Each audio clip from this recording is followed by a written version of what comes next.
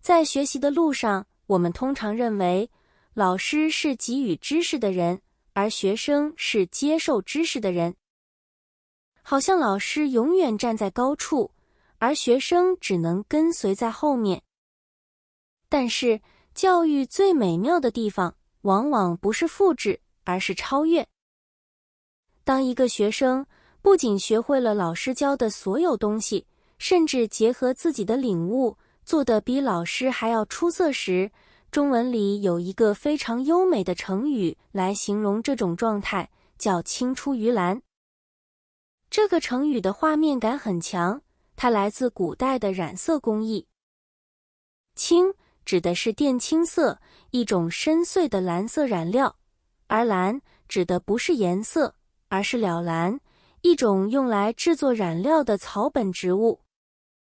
古人发现，靛青这种美丽的颜色是从蓼蓝草里提炼出来的。可是提炼出来之后，它的颜色却比原本的草更深、更浓、更精彩。这就是青出于蓝的核心含义。它包含了2层意思，第一是来源。颜色离不开草，就像学生离不开老师的教导，这是一种传承。第二是进化。虽然来源相同，但后来的结果却更加优秀。我们在什么情况下会用这个词呢？通常，这是一种极高的赞美。当你看到年轻一代的艺术家技艺比老一辈更精湛，或者看到徒弟在师傅的基础上创造出了全新的成就，这时人们就会感叹，真是青出于蓝而胜于蓝。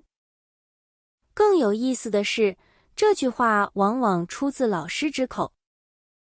对于一位真正胸怀宽广的老师来说，看到学生青出于蓝，不仅不会感到失落，反而是最大的骄傲。